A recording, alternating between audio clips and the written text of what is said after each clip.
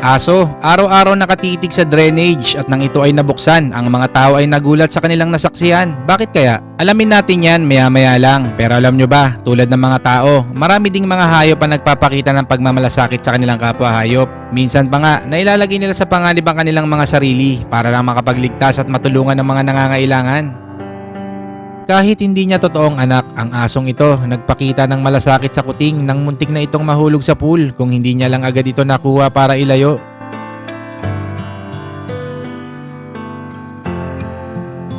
Nakakabilib ang pangyayaring ito nang iligtas ng lalaki ang kanyang natrap na aso sa nagyayelong lawa, at ang nakakatuwa pa, sumama din ang best friend ng aso para tumulong sa pagligtas sa kanya.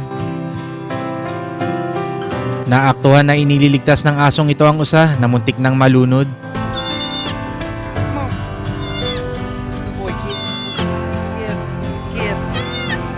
Imbis na samantalahin ng oso ang pagkakataon para maging pagkain ng uwak na hindi makaalis sa tubig, ang ginawa niya, iniligtas niya ito kahit kumakalamang kanyang sikmura at mas nanaig ang kabutihan sa kanyang puso.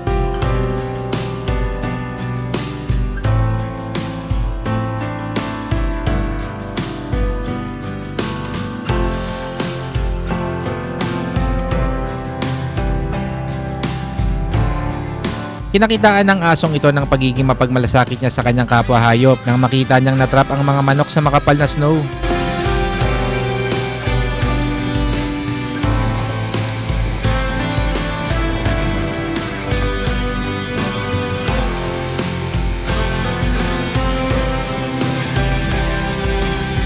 Nagmamadaling pinuntahan ng asong ito ang mga isda na nakahandusay sa sahig at agad niyang binasa ang mga ito. Sa kabutihang palad na iligtas sila at muling naibalik sa dagat.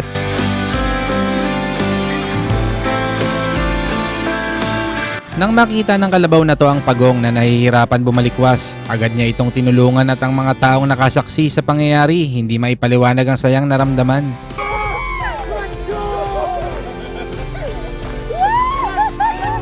Alam niyang gutom na ang kanyang kaibigang aso, kaya naman sumampa ito sa lamesa para bigyan at subuan ng pagkain ng kanyang matalik na kaibigan.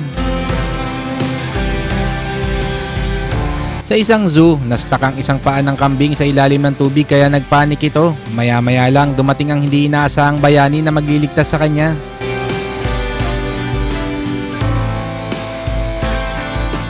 Sa isang park sa may South Korea, nakuhanan sa kamera ang pagkahulog ng babing elepante sa pool. Mabuti na lang to the rescue agad ang kanyang mapagmahal na mga magulang.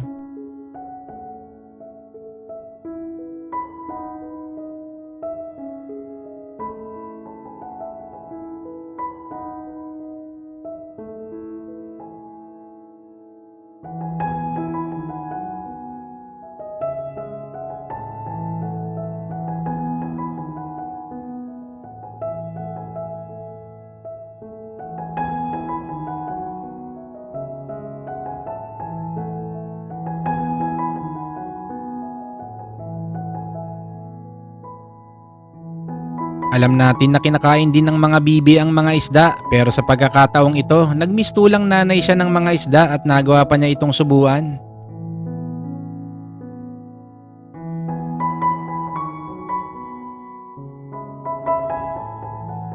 Kahit na magaling lumangoy ang mga polar bears, ang kanyang anak na hindi pa marunong lumangoy ay nahulog sa malalim na tubig. Walang pag-aalinlangan ng kanyang nanay, agad-agad itong lumusong para siya ay tulungan.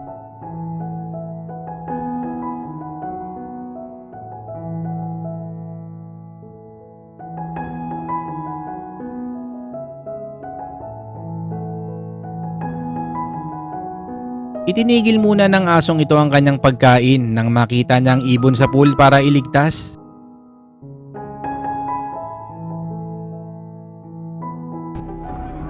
Violet, are you for real right now? Violet, drop the duck. Drop it. Sa tamang oras at pagkakataon, dumating ang kanyang kaibigang aso para siya ay iligtas bago pa man ito anurin pababa sa waterfalls.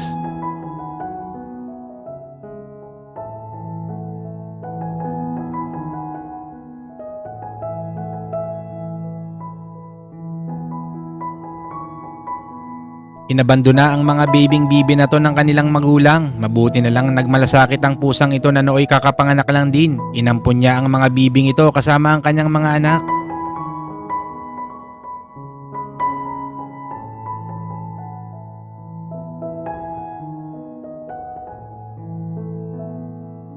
Nang makita niya ang kanyang matalik na kaibigan na nadula sa pool at nahulog, walang pag-aalinlangan, hindi niya ito iniwan at tinulungan niya ito para mailigtas.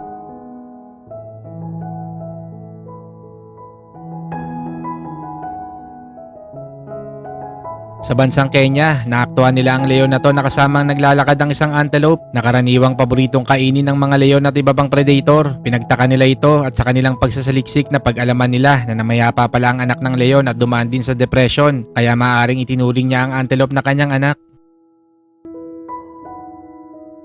That I wrote to a lot of people. I wrote to all of the lion experts I could think of to try and get some kind of balanced view about what was happening.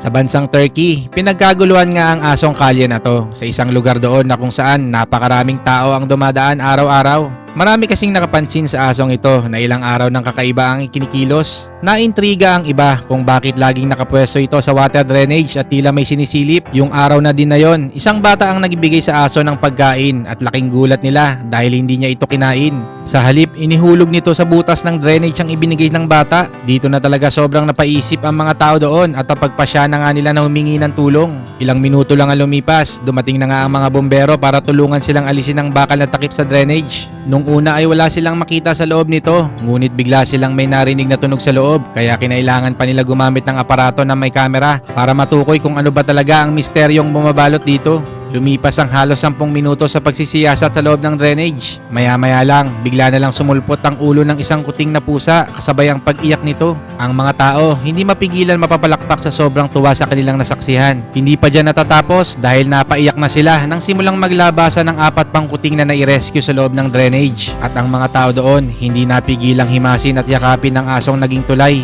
para mailigtas ang mga kuting sa tiyak na kapahamakan. Isa lang itong patunay na ang pag-ibig at pagmamahal sa kapwa ay patuloy na nangingibabaw, hindi lang sa sangkatauhan kundi pati na rin sa mga hayop na nilalang din ng ating Diyos.